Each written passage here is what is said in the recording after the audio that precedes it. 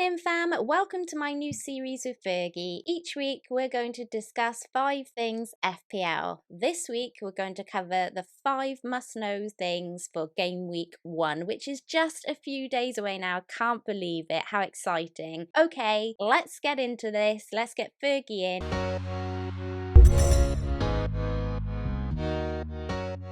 Hi Fergie, how you doing buddy? The name, I'm very well. Nearly sorted my team, only a day to go now. So I've got like 9 or 10 locked in, and I'm just debating the last move. But yeah, very, Ooh, very exciting. And very exciting. it is not long left now, thank goodness. I know, yeah, that deadline when that goes, I think all of us content creators will just oh. So let's move on to our first thing, and Yep, that is captaincy. I think we can safely say that Salah is going to be the front runner for Game Week 1. Would you agree, Fergie? I think he'll definitely be the front runner. And I think it's interesting though. I do think there are potential other better options, or kind of least as good options. But depending on how you play the game, I made the mistake last season of not captaining Salah in Game Week 1, and I was playing catch up for 37 game weeks, right? So Man, that's I would mad. just, I think my advice would be to anyone who just wants to still be in the race come Game Week 2 is to captain Mo Salah. Personally, what about you? Yeah, I am with you there. I'm just going to play it safe. I mean, nearly half of the game own him, 49.9%, I think it is at the time of recording. Exactly. 22 goals and 5 assists last season. I think he had 127 shots, 99 in the box, and 52 on target. I mean, the guy, you just can't go without him, really, can you? Like, it's just mad. And as great as it is to think about other options, which we can discuss now in just a second, there is something nice about just going with the safety of Salah in Game Week 1 and feeling like, okay, no matter what happens, most people are going to be on Mo Salah, so we'll all be in this together. Yeah, no, I think that's right. And there's like I say, even though there are different options, so I think Sadio Mane is. I mean, even his ownership, right? Yeah, Four 4% owned. I think that's absolutely crazy. Since he's actually had a better preseason than Salah, in terms of scoring goals and things. But you can't even consider him with Salah's ownership, considering like at the time of recording now, there's still only I think about 4.5 million managers registered. There's going to be another million or so register before the deadline at least. So his that's ownership mad. will In one day, in that's one day, crazy. and his ownership is going to increase likely even more. And those who own him, you can guess probably about 2/3 you know or even more will captain him. So if he doesn't bang, it doesn't really matter because you've been as simple as everyone else. If he Yeah. does bang and you don't captain him, you'll be in big trouble. Yeah, absolutely. Did we consider Bruno as an option, do you think? Or is it just if it's Salah, if it's not Salah, then it's Mane? No, I think it's an option, Bruno. So I was surprised how advanced he played Yeah. last weekend. They played against Everton in a friendly, and he played in the number 10. He's very advanced. Obviously, scored a great free kick. Leeds away form last season. Defensively wasn't good at all. They conceded loads of the shots. I think they actually had the worst expected goals conceded in the whole league away from home. And I don't know if you remember, but I'm sure United beat Leeds from like 6-2 last season. So there's definitely history there. So I think Bruno is again he's a very good option. It's just the ownership which is quite scary. Trent against Norwich. Yeah. Everyone's really high on Trent. You'd expect them to keep a clean sheet. With Robertson out Yes. as well, he should be on all corners, all free kicks, and everything else. So if he was to get a 9-pointer or a 12-pointer, it wouldn't be a surprise there either. And there are other options as well, right? A Chelsea player, Yeah. home to Palace could be a decent option. Which we'll Ings, discuss a Antonio, little bit more in a minute. But we will. yes, Ings was probably going to be my kind of maverick pick, Yeah, if I'm honest. yeah. So, yeah, Aston Villa, looking good, and Ings, yeah, settling in quite quickly there, already getting a goal in pre-season So he could be a good Maverick pick. But as you say, I think it would be brave to go against the Salah captain this week. So I think we're nailing our mast this week on on the Nim times Fergie series and saying Captain Salah for game week 1. I think we spoke about it briefly last week about choosing your battles, and this is a battle to avoid. Agreed. Okay, so fab stuff.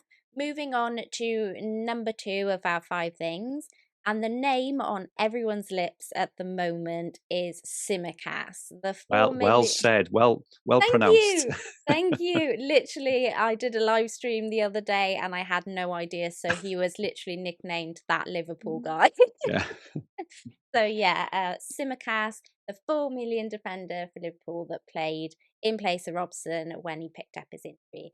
Now this has got a lot of people excited because Simicast also got an assist in pre-season the other day. So people are wondering if they can downgrade the very hefty 7.5 million rent and get a nice bargain basement replacement in left back for less than half a price.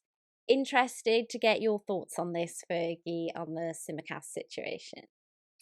So I think Simicast in isolation, I think he's a fantastic pick, and I think that if he was 4.5 million or 5 million, everyone would be absolutely all over him. I think the fact he's 4 million, it seems a bit too good to be true. And also, if when Robertson is back, which is kind of estimated game week 3 or game week 4, you're obviously stuck with a 4 million there, right? But Yeah. then again, the vast majority of FPL managers are stuck with a 4 million player on the bench anyway. So my advice would be, if you go for Simicast and you're not playing a wild card in early, I wouldn't get another 4 million defender personally. I would just downgrade him to that, kind of at that spot, unless you're wild carding early. If you're going to wild card in game week 4, which a lot of people are, or even 7, you can maybe afford to hold on to him. In terms of downgrading Trent, I personally wouldn't. So I'm going for the double up. Liverpool's fixtures are very, very good. Trent is, he's the highest owned. I'm sorry, he's the highest price defender in the game, which is always kind of really important as well, because it means that if you've got Trent and you fancy a downgrade to someone like Chilwell, Cancelo, Diaz, it's an easy move. If you haven't got an expensive defender, it's very hard to move up to one. So there are a couple of reasons. I think if their fixtures weren't that good, I would kind of and ah, but their fixtures are good. And yeah, just on Simicast, I just think he's an absolute gift. Yeah. If we remember Wan-Bissaka, Lundstrom, if I remember, and even James Justin from last year, who was obviously a bit more expensive, but I didn't jump on him early because, there's a thing, Prayer will be back, he'll lose his place. And he went on to be probably the best valued defender in the whole game during the spell he was fit. So I just think jump on him and jump off him, or just kind of leave him on your bench. Yeah, it's left me with a bit of a quandary because I did have Jota in midfield.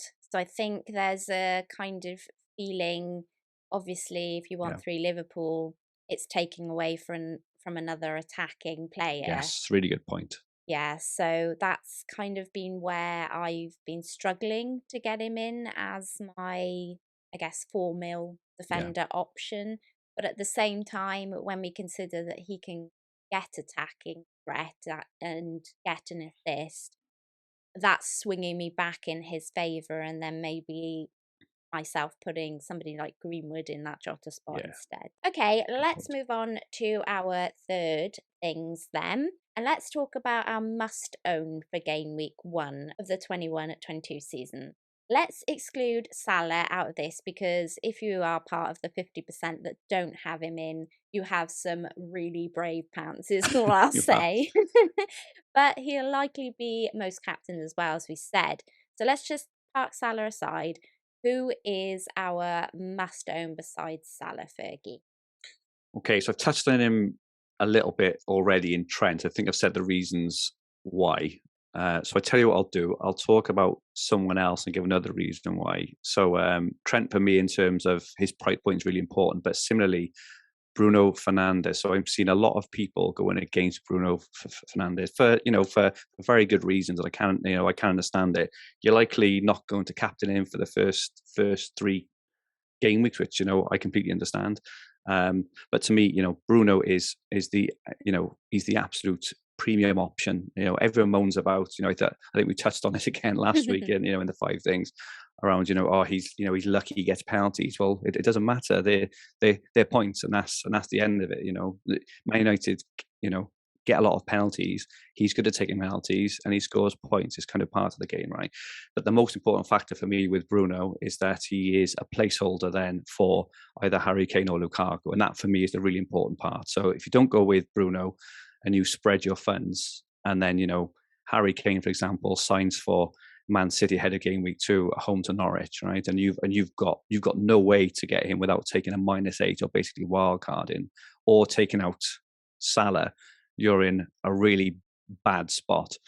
So whereas you can really easily downgrade Salah to someone like Greenwood or Jota or Barnes or Benrahma, loads of options there, and upgrade one of your strikers. So that is why I think Bruno Fernandes is essential. Maybe not because of him as the player, but strategy wise, I think he's vitally important. Yeah, I have to admit that I have considered it a couple of times, downgrading Bruno and getting that money in the bank, but I just can't do it. Honestly, I can't.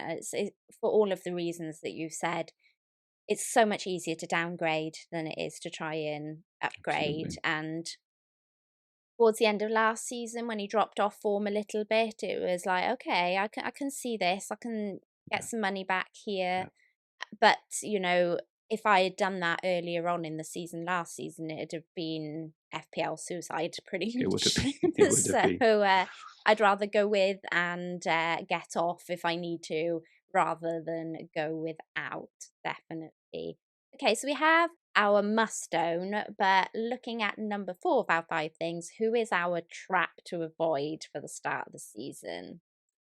So I've gone for it's a tough one, this one, because I don't it's very hard in game week 1 to actually know who are going to be the good players Yeah, and who are not going to be good. we're just guessing at this point, really, It aren't is. we? I've seen Ben White. To me, is his ownership is really high. I'm seeing him in lots of drafts. I don't really understand it because he plays as a centre back, and centre backs you know um, notoriously don't really get many kind of attacking returns and things. He's playing for Arsenal. Arsenal, over the last season or two. Apologies to Arsenal fans, but have hardly That'll been be me. fantastic. Well, exactly, but have hardly been fantastic at the back. So I don't really understand the love there.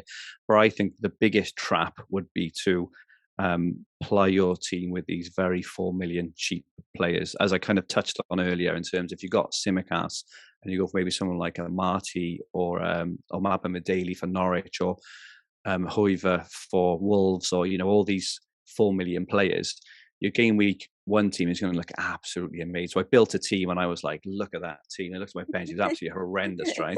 So you may do well or not in game week 1, but game week 2, 3, and 4, when you get the odd injury, the fixtures swing and whatever it is, you're going to They be in get trouble. rotated, yeah. Exactly that, and when they lose their place, and all of a sudden you're trying to make transfers, but you've got no Um, players and no money to make the transfers with. So I think that for me is my biggest trap: is not to get sucked into having any more than two absolute maximum 4 million players. I would say have no yeah. more than one, but yeah. How about you, Nan? So I'm with you on the Arsenal defenders. I never ever condone getting Arsenal defenders, if I'm honest. As an Arsenal fan, I've struggled with our defence for a long time, and I would only ever say go with our attack, and even then, that's dwindled over the last couple of seasons. So Yeah, unless it's Emil Smith Rowe or Saka at the yeah, moment, unless I see something magical for somebody else as the season starts, then that's kind of the only places I'd be considering putting my money. I think people have gone there because they seen Arsenal came fifth for clean sheets last season, yeah, 12. And I think Ben White is cheap, and we do have a good run of fixtures after our second match. I think it is. We have a kind of green match of fixtures. But as you say, Ben White is a central mm, defender. I mean, who would have had Louise in their team last season?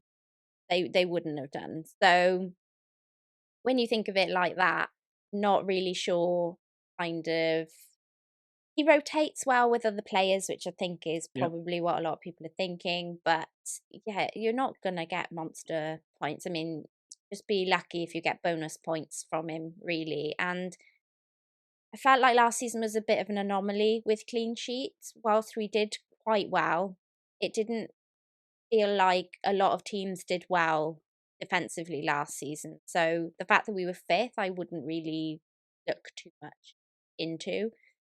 So yeah, I am completely with you on the Ben White trap and also the 2 4 million defenders. I would avoid doing that as well because, like you yeah, said, just you could leave yourself in a world of hurt. And you know what? Again, it's a situation where if they smash it out of the park, it's easier to downgrade one of your 4.5 or your 5 millions or something to exactly a that. 4 million when you know they're nailed and they're playing every week and they're getting everyone else points. Easier to downgrade than it is to, upgrade. So that seems to be kind of running theme in this Yeah, video it today. does. It does. So our last and final thing to discuss in today's video is Lukaku. We touched upon him earlier. He's had his medical and we're waiting on an announcement from Chelsea about him joining the club and when he might start. So what do we do in terms of Lukaku, Fergie? Well, first, I'd say, obviously he's a fantastic striker, and I'm sure he's going to be very, very, very successful at Chelsea. However, after game week 1, so I doubt he'll play in game week 1. He may make, a kind of a cameo um, appearance off the bench to say hi Yeah. to the fans and whatever else, but I can't see him because he hasn't even been unveiled yet, right? Yeah. And they play. Is it they play on Saturday or Sunday? It's a couple of days away anyway. So I can't see it. And then after that, then their next few fixtures, even though Chelsea can be fixture proof, they've got Arsenal, Liverpool, Aston Villa, Spurs, and Man City, which are not nice fixtures. And the important part for me, The Arsenal then one's fine. yeah, so no, I know you got Ben White. You got Ben White, be fine. But the point, I suppose, is you're not going to captain him in any of those fixtures, right? Yeah. And it's very, very difficult to afford Lukaku as well as Salah, who he's going to be the kind of red hot captain in game weeks 1, 2, 4, and 6, and I think Bruno potentially in 4, and maybe, I don't know, Antonio someone in game week 3, but Yeah. Lukaku isn't the standout captaincy option until we get to like game week 7, right? So that for me kind of leads me away from Lukaku, because if he was a bit cheaper, I could fit him in my team. If he was like 8 or 9 million, I'd probably have him in. But if you're going for 11 million, it means you have to make serious downgrades to it, or get rid of Bruno, or get rid of Salah. Yeah. So for me, just because I won't captain him until game week 7, he's a no. However, I still think he will do well and score goals, but because he's not a captaincy option, I find it hard to rip my team up for him. Yeah. So I did a game week 1 team selection video yesterday, and I did make a draft with a potential Lukaku spot in it, and I put Yeah, Vardy there because I feel like there is a potential that FPL Towers might make him around 10.5 million. you'd be cheap. You'd be He'd be cheap. cheap. He'd be Tempting. cheap and tempting, and that's why I think they could possibly do it just to kind of mix things up. Wow. But um, it will more likely be nearer the 11. I did put Vardy in, and I do have a team where I could play Vardy for the first couple and then switch to Lukaku. Yeah, I think you're right. It's just feels a bit early, and without knowing that he definitely signed on the dotted line starting game week 1, I guess this is mostly the reason why we're not all on Kane as well, right? Is Exactly. because we Exactly. know he's not starting game Yeah. week 1, or at least we're led to believe that. He's not settled yet, or we don't definitely know yet that he isn't going to City. So with the transfer window still open, so it's kind of putting us off putting all our eggs into the Kane basket. So it feels a very similar situation with Lukaku. Agree. Be nice to get him in, have him settled. and us knowing exactly how much he is, and then we can try and think about how to get him in. Agree. But I think it's going to be a squeeze to get in Salah, Bruno, Trent, and well, even them three. Never mind Lukaku or Kane. So I think give it a few game weeks, see how things lie, and then if our team is set up to be able to react quickly, we can then react quickly. If that makes sense. Yeah, so as you say, Chelsea's fixtures take a nice turn from game week 7, They and do. that feels like a nice time to really start considering a Lukaku. As we've touched upon Lukaku, should we discuss Havertz? Now, I know Ziyech got injured last night, so he's probably out of the question. But I've seen a lot of drafts with Havertz in. Any thoughts on him? Yeah, so a week or two ago, he was in my draft. Okay. I was really high on him because he was playing number 9 for Chelsea towards the end of the season. Yeah. His stats after the new manager arrived were absolute chalk and cheese. So he had one of the highest XG, XA, and XGI stats in the whole league after Tuchel took over because he was playing up front, and Chelsea's attacking stats, their XG over the whole season was one of the highest as well. So basically, you were paying 8.5 million for a midfielder who was playing out of position up front for a team who is very likely going to score lots of goals and do well in the league. So to me, he was my kind of under the radar, no brainer pick. However, since Lukaku's arrived, Lukaku will obviously play number 9 up front, right? In that role for Havertz. So it probably shifts Havertz either into the number 10 role, maybe out wide on the right, which I just think is kind of less appeal. I still think he could be a good pick, but I think at the moment with fixtures and prices, I think there are better picks. We've talked about Harvey Barnes, Greenwood, maybe Rafinha. I think that they could all score very, very similarly in the opening game weeks. However, again, it's wait and see because we get to watch them for a few weeks. If your team is set up right and flexibly, when he does start really well, bring him in, in a couple of weeks. His ownership is not high enough, that it'll be, he's going to ruin your rank every time he scores or anything like that. So that's my thoughts on Havertz. I think Lukaku basically ruined him in terms of my under the radar, no brainer pick. Sadly, yeah.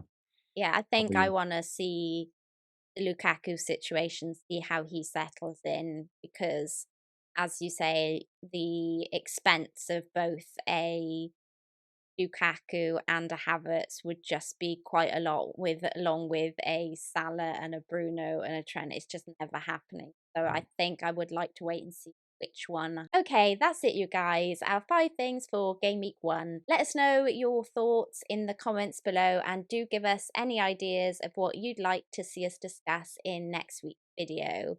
If you've enjoyed the video, then please do like, sub, share, and do all those fabulous things. So it's goodbye from me for now, and goodbye from Fergie. Best of luck all for Game Week 1. Hope you smash it. Yeah, not long now. Good luck, guys. Until next time, Fergie times Nymfria out.